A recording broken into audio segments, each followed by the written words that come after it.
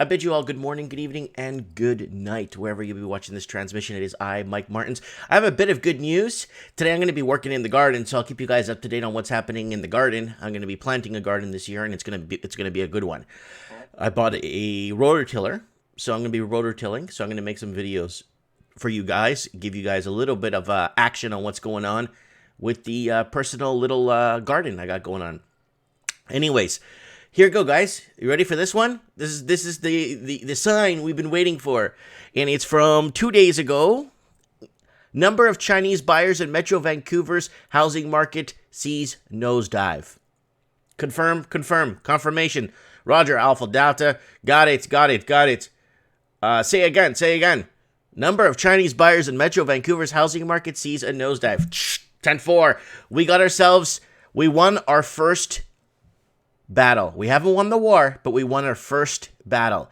Our cities have been sold out to foreign investing. We have records amount of laundered money flowing through our cities of Canada, in Canada. All the major English speaking, all the countries that speak English with major cities have been bought out.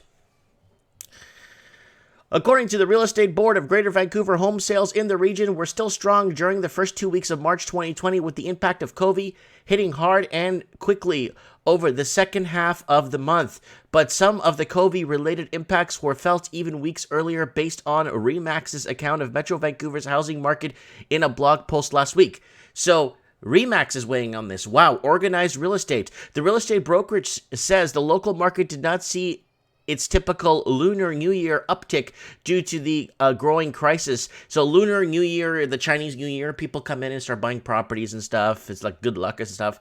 At the time, mostly isolated in China, the Lunar New Year period of 2020 was between late January and early February. With the closing of the national and international borders as a response to the pandemic, real estate players within Metro Vancouver market have noticed a market decrease in the number of Chinese travelers and buyers, particularly around Chinese New Year, a hot time for foreign buyers, reads the Post. The restrictions being posted within China is a response to the virus having a monumental impacts upon their economy, and many of these restrictions have already spread to other countries that are home to other heavy investors in Vancouver real estate. So here's the deal. Where the heck are the Canadians supposed to go if they need to get out and invest somewhere else, or get out or go out and buy more vacation property? No, it's not for Canadians. Canadians are $200 away from going bankrupt, and nearly 50% of Americans will be out of money by the end of this month due to COVEY, and Australians don't have two nickels to rub together.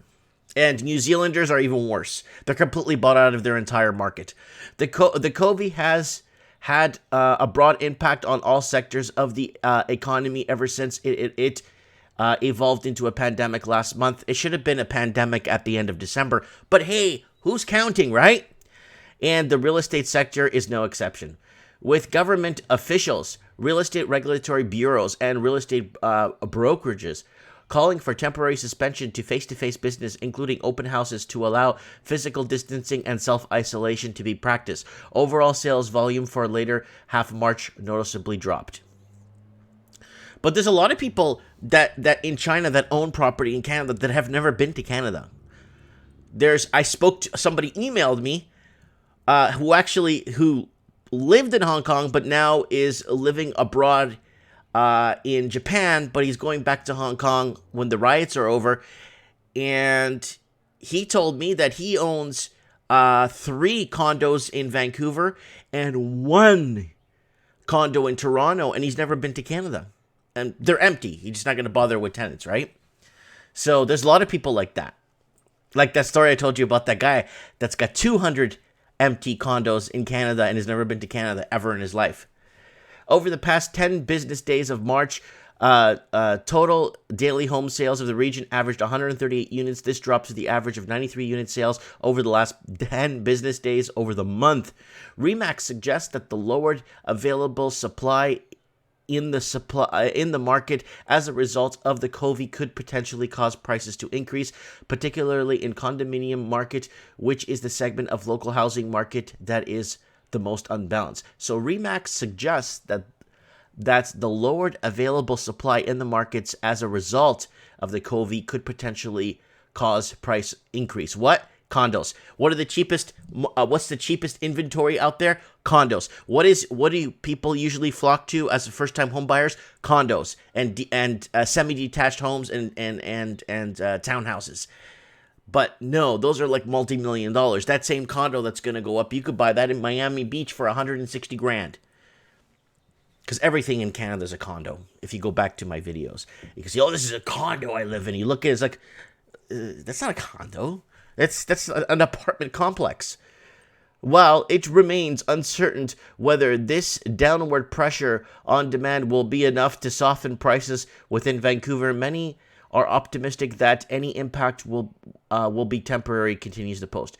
Countries like China are already pulling themselves out of the deep COVEY shutdown, and we've only just entered as a country.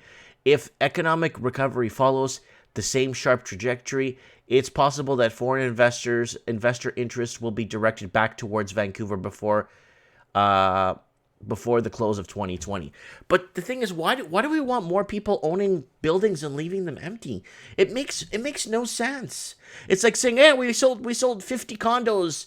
I sold 50 condos this month, and they're going to be left empty." It's like they're taking up people's homes to build these high rises, and then the local people don't live there anymore. It just makes no sense at all. It makes zero sense. But don't worry, guys. Don't worry.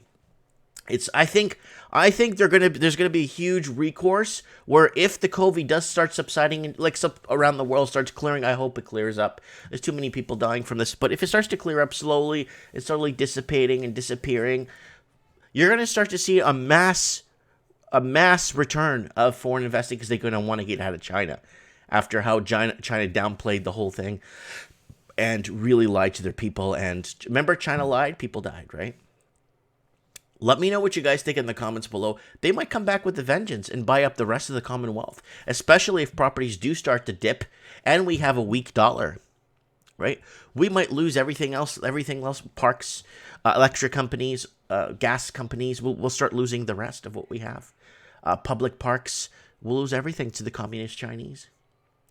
I'm really sorry, guys, that you have to hear this, but let me know what you guys think in the comments below. I love you guys very much. I want to thank all my Patreon supporters too. Thanks, guys, so much. That $1 a month, it does add up, and it pays my internet bill. Thanks, guys.